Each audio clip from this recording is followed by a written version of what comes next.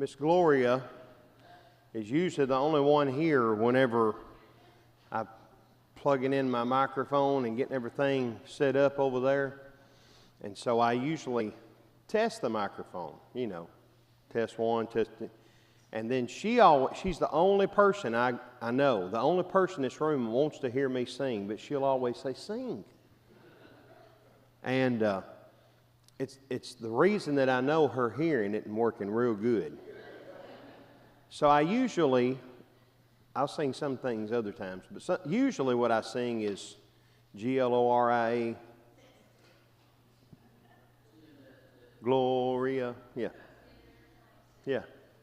We should sing a duet, But mostly they want to sing me to sing solos, so low that they can't hear me, But I told her tonight, since we're studying about in Revelation 13, the dragon and the beast. If you remember the Beauty and the Beast cartoon from Disney, I could say we're going to study tonight the dragon and the beast.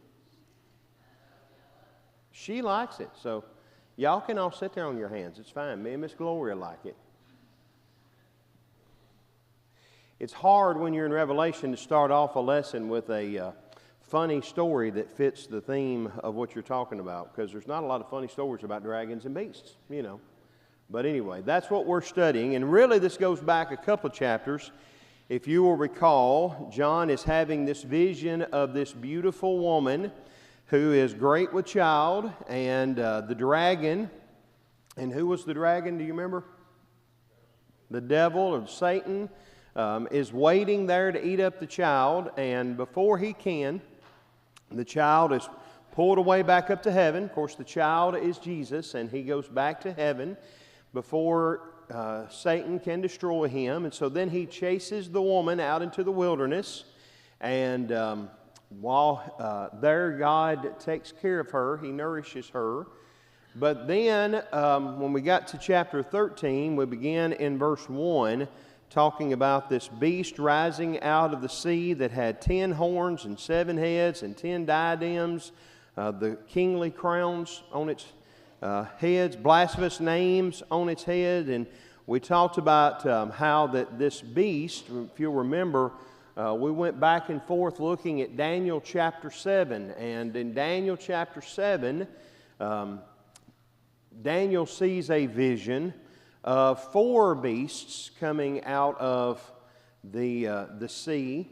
And even though he's seeing 4 and John is seeing 1, the 4 that he saw are the same 4 beasts that make up this beast that he's talking about. And we talked about how that in Daniel's vision, he tells us that what this is it's 4 different kingdoms. Some translations may say, if you're looking at a different translation, it may say 4 kings.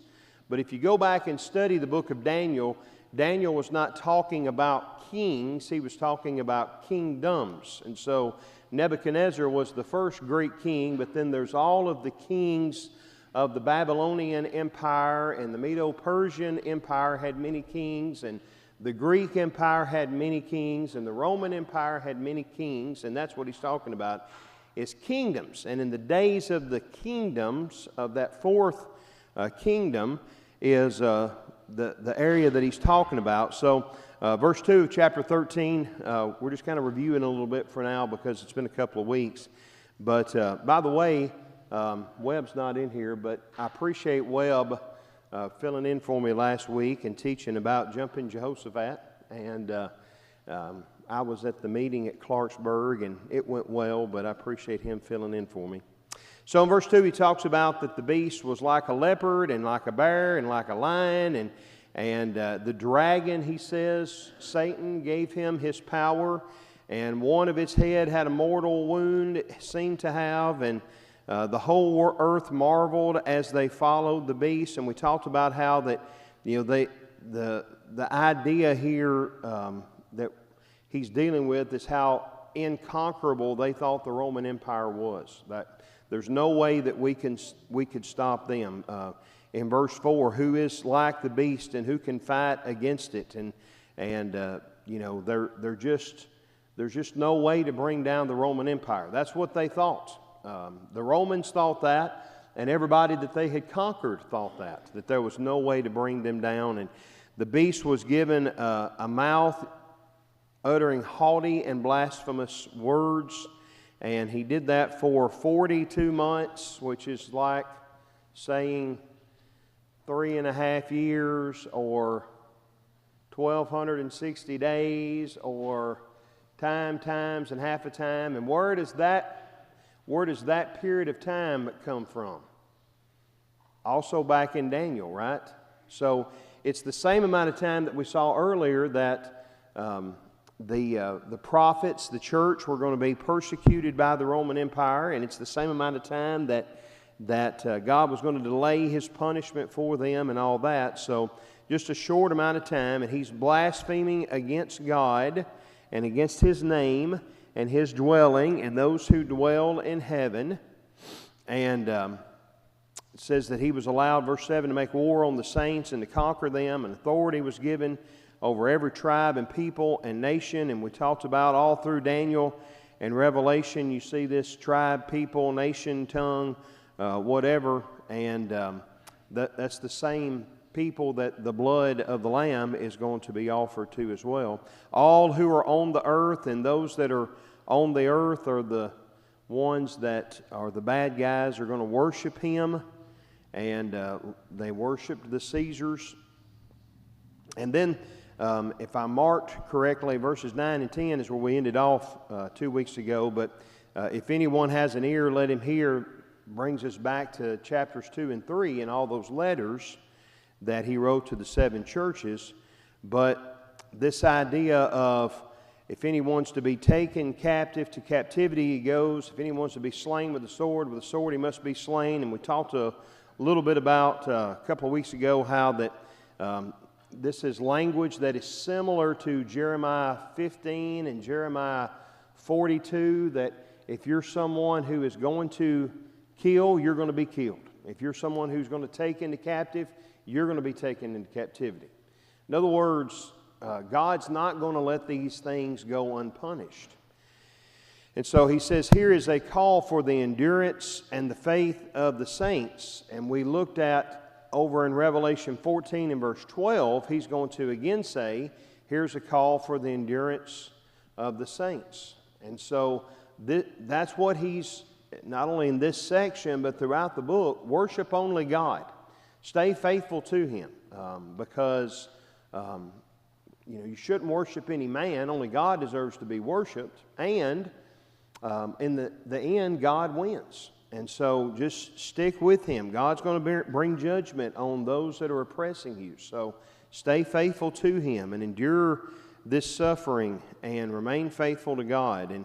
And that's what He wants you to do. So we've got the woman and the child and the dragon. Then we've got, now in chapter 13, the sea beast. And we talked about, let me fast forward a little bit to where we're at. We talked about 2 weeks ago and forecasting, I guess, what we're going to talk about tonight. Starting in verse 11 is a second beast that appears. And so verse 11, he says, Then I saw another beast rising out of the earth. It had 2 horns like a lamb, and it spoke like a dragon. So the first beast, or the sea beast, is identified with the sea beast that Daniel saw coming up out of the sea in Daniel chapter 7. Now this second beast is a different beast. It's not the first beast. It's not the dragon. It's a totally different beast. But this beast is, and you can write this down and we'll note it later on as we go around to places, but this beast is one that is going to be identified with the false prophet in Revelation. Over and over again, he's going to talk about the false prophet, a particular false prophet. It's not necessarily a guy, but a group of people that he's identifying here. And that's who this second beast is, and or who he represents. Now, again, there's so much of this, like with the sea beast and the dragon and different things, that goes back to the Old Testament. And I know y'all's fingers have probably gotten blisters from running back and forth to different passages in the Old Testament, but in the minds of the readers, the end of the first century that were getting this originally, when John wrote this, they would have been very familiar. They studied the Old Testament scriptures a lot more than we do, and I don't know if it's exactly the right. I heard a guy one time say that I think there's 404 verses in Revelation, and something like 360 of them have either a quotation or an allusion to an Old Testament passage. That tells you a lot about what they're so when you're reading, if you're a first century reader, especially if you were a first century Jew that had grown up having the Hebrew scriptures hammered into your brain, and you start reading about a beast coming up out of the sea like a leopard and like a lion, you just said, well, that's Daniel 7. Clearly that would have been the connection that you would have made. Now, we don't necessarily go to that, and that's why I think sometimes people get off on all kinds of fantastic interpretations of all of this, but we've talked about all along, there's a whole lot that, maybe not a whole lot, maybe that's an exaggeration. There's some things that we don't know what he's talking about, what it represents or whatnot. There's some things we do because, like with the dragon, he just flat tells you that the dragon is the serpent, that Satan. There's some things that we can put two and two together, like Daniel 7 with Revelation chapter 13, and we can say, well, that's probably the same thing, But that's kind of the approach that we're taking. And again, remembering that all of these are things, back in chapter 1, he said were things that were going to soon come to happen. But this second beast, or this earth beast, he says it's got two horns like a lamb. Now, in the book of Revelation, who is the lamb? Jesus. So if it's trying to look like a lamb, then it would tell you that it's trying to look like it's from Jesus, right? But it spoke like a dragon. In the book of Revelation, who's the dragon? Satan, the devil. So it looks like Jesus, but it sounds like the devil. Well, there's nowhere in the Bible we read about stuff like that, is there? Wolves in sheep's clothing or things of that nature come to mind.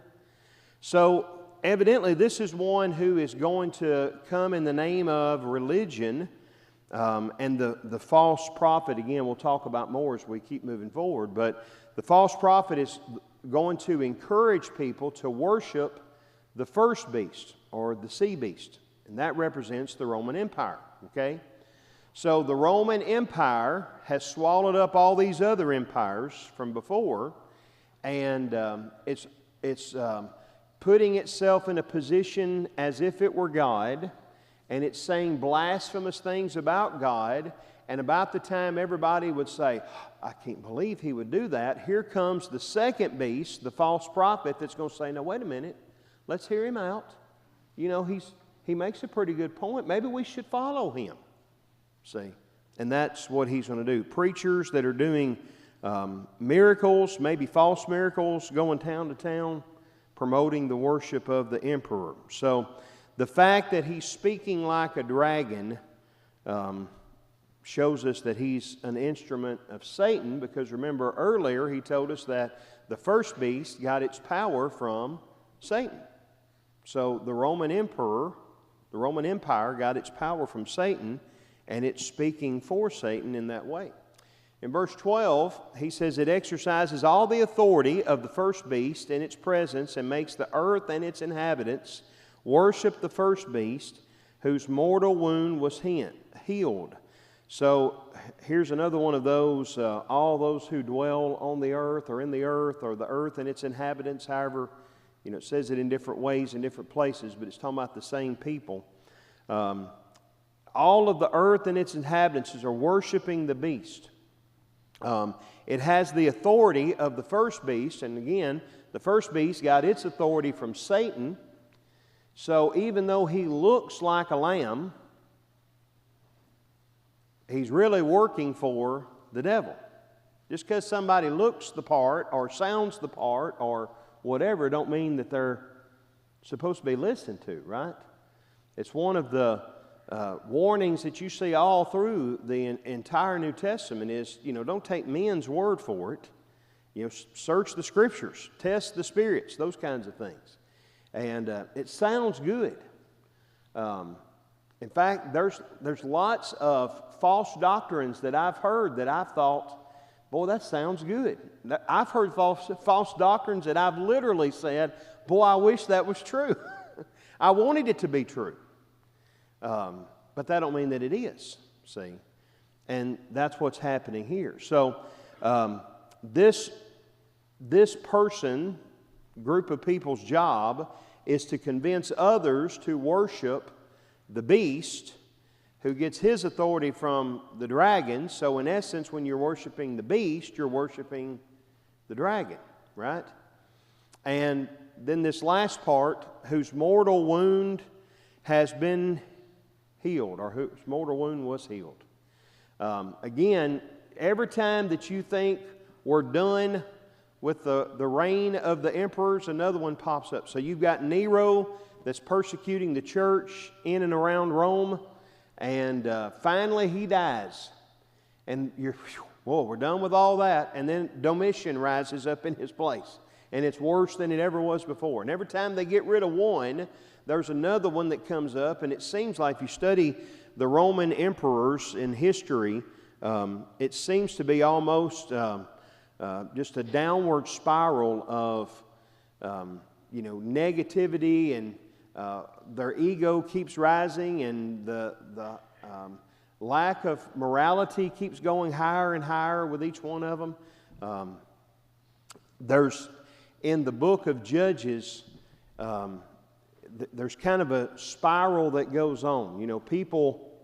The people sin, and God will raise up a nation to overtake them, and the people will repent and turn to God, and God will rise up a judge to deliver them, and then there'll be peace and prosperity, and then they'll start sinning, and it's a cycle. But it's not like there's a circle that they're just on the floor that they're...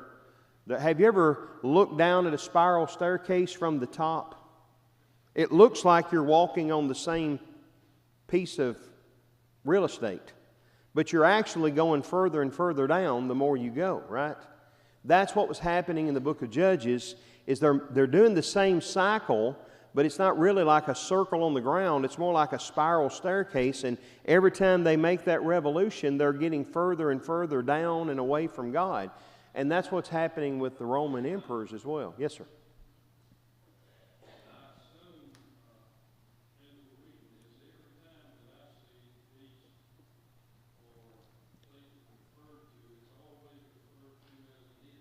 Mm-hmm. Well, no, not necessarily. The beasts are going to be people. The Roman emperors are people, and then the false prophets are going to be people. In fact, in the original language, sometimes those pronouns are understood from the verb. They're not even actually there. But because it's figurative language and we're talking about a beast, that's why they're using an it, because a beast wouldn't be a person. But that's kind of the idea, is that in this figurative way of looking at them as a beast, then they're an it. But there really are people. These false prophets are really people that are going around. And again, you can go back and look in church history and secular history both, and there were, it's hard to believe, but there were actually, most people would have thought of them as being preachers, evangelists that are coming to town saying, hey, I think we ought. But if you study world history, you know that even like in Nazi Germany, there were religious leaders that were saying this is the thing to do. In our own country, some of the travesties that's taking place with slavery, you had preachers saying that this is God's will. I saw an article the other day about an evangelical, they said, pastor who has married his second wife, and he said that polygamy is okay. God said it was okay. And he quotes a lot of scriptures, and this reporter's like, he makes a good argument, and the reporter don't know her Bible very well either, but it sounds good, but it's not, and that's what they're doing. So that's what these the second beast, the false prophet, is going to try to do, is try to get people to worship the first beast. So verse 13, he says it performs great signs, even making fire come down from heaven to earth in front of people. And then verse 14, and by the signs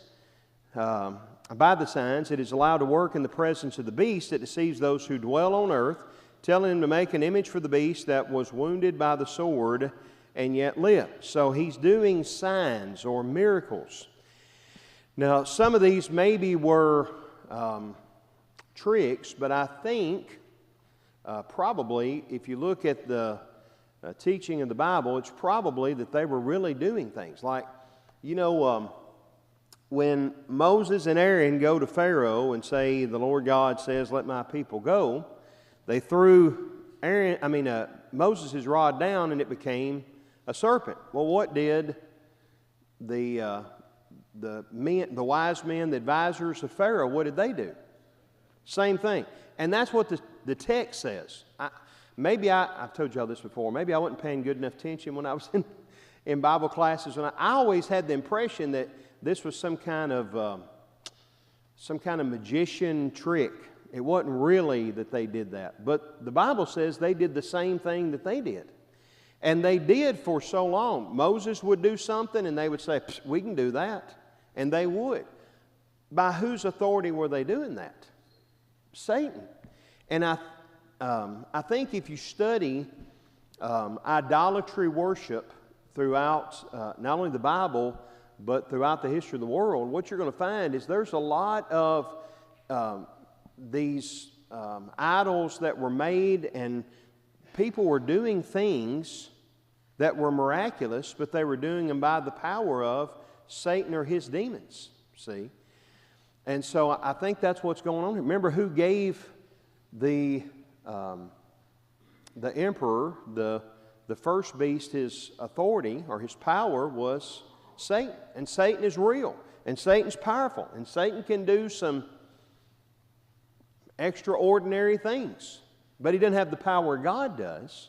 See, that's what ended up happening in Moses and the Pharaoh, was that eventually Moses is doing things that the magicians or the wise men or the advisors, whatever, of Pharaoh couldn't do, because they didn't have the same level of power that God did. You remember even when Jesus is casting out demons, remember what the religious leader said? He was doing it by what? The power of Beelzebub, the power of Satan, see? So, of course, Jesus gives them about 3 different arguments about why that don't make any sense, what you just said, But nonetheless, I think that's probably what's happening here, is that they're doing miraculous things. And people are paying more attention to the miracles than they are the actual substance of what's going on. But again, the function of this second beast is to get people to worship the first beast. And, the earth beast represents these promoters, or the second beast represents these promoters of emperor worship. And so he deceives them by making them think. Remember, we talked about the emperor claims to be God. Well, these false prophets help convince people that the emperor is a god. First thing comes to my mind, that's one thing I do with others, it's my thought, is they built the golden calf, they were misled. Ministers they were impatient. I guess. Mm-hmm. They were impatient, and they were misled by some others, built an idol, and started worshiping the golden calf. Mm-hmm. Yeah. And I think their excuse would be about the same thing it was with the golden calf. We just threw the gold in and a golden calf jumped out. But the devil can't make us do anything. He needs us. Yeah. He only has what power we give him. He can put temptation out there, and he can hold the cookie out there, but we got to reach out and get it. Yeah. If you turn over to Revelation 19, the best commentary about this, I think, is in Revelation. You got to connect the dots a little bit, but in Revelation 19, he's going to talk about this a little bit more, the end of all of this. In Revelation 19 and verse 20, it says, "And the beast was captured," and that's talking about the first beast that came out of the sea, "and with it the false prophet, who in its presence had done the signs by which he deceived those who had received the mark of the beast and those who worshipped its image. These two were thrown down alive into the lake of fire that burns with sulfur." So the second beast, he is the one that's doing the signs, trying to deceive the people. Well, here in verse 20 of Revelation 19, he says it's the false prophet that is doing the signs, trying to deceive the people. Does that make sense? So the second beast is the false prophet, and that's what he's trying to do, is get people to follow him, and he's eventually going to be destroyed, but he's going to do a whole lot of damage to a whole lot of people in their faith in the meantime. Verse 15, "And it was allowed to give breath to the image of the beast, so that the image of the beast might even speak and might cause those who would not worship the image of the beast to be slain." So it was allowed to give breath to the image of the beast. It caused those who would not worship the image of the beast to be slain. So the false prophet is going around and trying to convince people, let's worship the emperor. Okay? And if that doesn't work, then that will give us the opportunity to, a reason to put them to death. Okay? To be slain. And there's Pliny the Younger, who was the Roman governor back in the about AD 110, 120, somewhere through there. He wrote a letter to Emperor Trajan and asked him what he needed to do with this quickly growing Christian community that was in his control, that he didn't know what to deal with. And Pliny talks about how that he had conducted a lot of trials of all of these individuals, and he couldn't figure out what to do with them, couldn't really figure out anything per se to get rid of them for. You know, they hadn't really broken any laws, committed any crimes. I'm just not sure. I just think we need to get rid of them, but I'm not sure how to do that legally. So what can we do about that? The only real crime that they've committed was being a follower of Jesus. And so I don't know what to do about that. And so what Pliny is told is that he's supposed to bring these Christians in when they arrest them. He's supposed to give them multiple opportunities, at least three opportunities, to worship the bust of the emperor, burn incense to him and all that. If they refuse the first time, they're given another chance. If they refuse the second time, they're given another chance. If they refuse the third time, then that's grounds then that you can get rid of them. You can put them to death. And so, Pliny was concerned about how fast they were growing, and I just want to get rid of them, but I don't have a legal grounds. And Trajan writes back and says, here's the grounds. So anyway, that's kind of the idea here, is they wanted a reason to get rid of these Christians. It's ancient times, but they had a legal system that, in actuality, a lot of our government was based on a lot of the things that they did, and supposedly gave them some rights and some privileges. And it was a dictatorship, but it wasn't supposed to be like ruthless law kind of of ruling. So how do we do this legally? How can we go about this? Well, here's how. We've got these guys that are trying to convince people that they need to worship the emperor. We don't really care if they worship their God as long as they also worship the emperor. Because that way we know they're not really some kind of group that's forming to try to overthrow our government. So give them multiple chances, and if they say no, who could fault us? We've given them multiple opportunities to see the light of day, and that's exactly what happens. So verse 16, he says, and it causes all, both small and great, both rich and poor, both free and slave, to be marked on the right hand or the forehand. If you remember back in chapter 7, God said that His servants were going to be marked on their foreheads, which we connected back to Ezekiel chapter 9.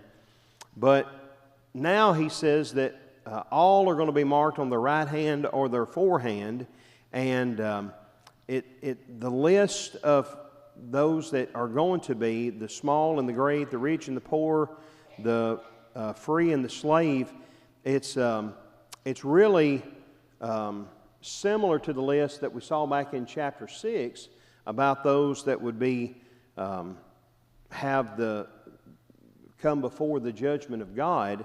Now these are the people that are going to have the mark of the beast. So these are the ones that are wicked or unfaithful. They're the ones that are marked by God are God's, and the one that are marked by Satan or the emperor or the dragon or the beast belongs to the dragon or the beast. See? And it's not, again, we talked about this, I think, probably back in chapter 6 when we talked about the mark on the foreheads, but it's not a literal kind of thing necessarily. One of the problems, we've talked about this already, but one of the problems we have in Revelation is that every time that there's major something going on the earth, we try to make it fit what's going on in Revelation to prove that's the end of time. And that wasn't the purpose of Revelation, to show us when the end of time was.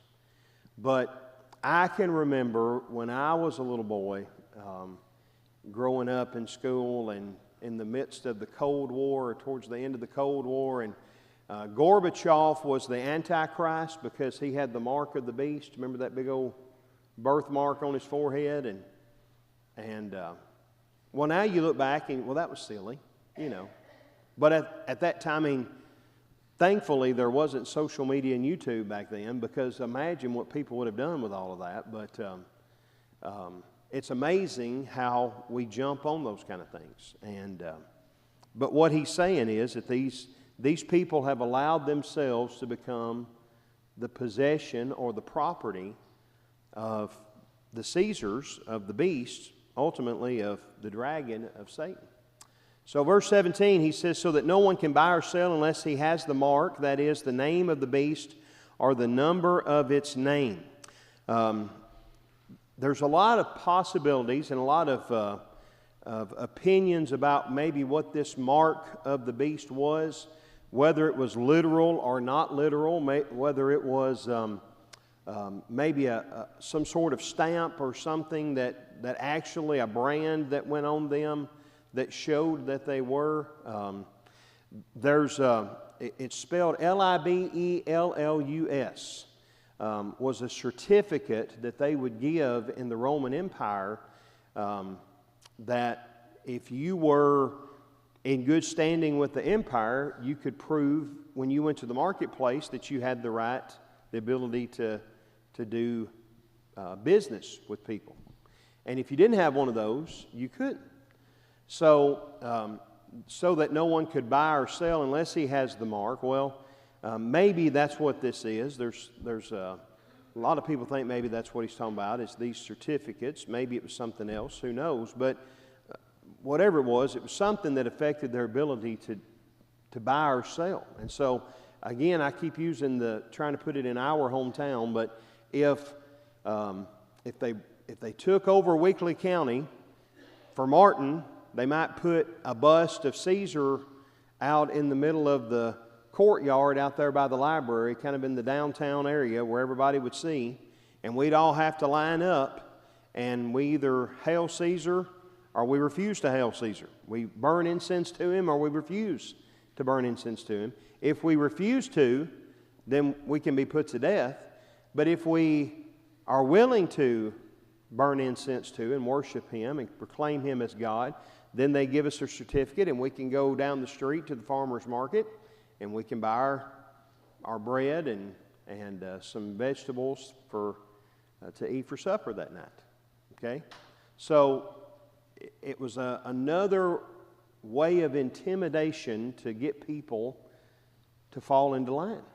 And it'd be very easy to talk yourself into it, well, I don't really believe that, but I've got a wife and I got 3 little boys that are starving to death. All I got to do is pretend they'll give me the piece of paper. I can go buy some groceries and go home. But ultimately, there's a danger in all of that. So the mark on the forehead or the right hand or whatever turns out to be the name of the beast, just like in chapter 14 we're going to see that the redeemed of God have the name of God and the Lamb written on their foreheads. But if you think back to like Ephesians chapter 1, verses 13 and 14, where he talks about the Spirit is the seal of God on us. It's the mark. If I was king and I was sending a letter from my homeland of the kingdom of Dresden to King Johnny Shanklin to his kingdom of Martin that he's king of, and I would for him to know that it really came from King Corey. I have a ring or some sort of deal that we pour the wax on, and we would put the seal that was it showed him this came from Corey. This belongs to Corey. Or in the Old West, you would brand your cattle. People had their herds that were all mixed up, but you could go out there and you'd say, well, that one belongs to the Pritchett farm because it's got their brand on it, and this one belongs to the Oggs because it's got their brand. That's the mark. And that's the idea here is that it's the seal of the owner. So the mark is the name of the beast or the number of its name. So if you didn't get involved in pouring out libation to the emperor or burning incense to the emperor or whatever, then you couldn't have a part in normal trade because you didn't have the number of his name, a symbolic value for the beast. And he's going to tell us what that is in the next verse. In verse 18, he says, "This calls for wisdom. Let the one who has understanding calculate the number of the beast, for it is the number of a man, and his number is 666. So, back in Daniel 7 and verse 4, the clue is given that the beast is actually a human being, because back in Daniel 7 and verse 4, it says a man's heart was given into it. Okay? But here the clue is given to us that he's talking about a man. You were asking a while ago about the it. Here the idea is that it's a man, because remember we talked about with the numerology, the number 6 is the number of man. Okay? The idea of 7, 7 is perfection or completion, and 6 is not exactly perfection or complete. 6 is less than 7. If I was cool, I would bring in 6, 7, but I don't know what that means, and I haven't found anybody that does yet. But the idea is that 6 is less than 7. It's less than perfection. That's man. That's why 6 is our number. So the number of a man, that's the significance of it, is that it's a man. Why is that significant? Because all in Revelation, he tells us to worship God and only worship God. And the beast is a man. Just a person, just a guy. So you don't worship him.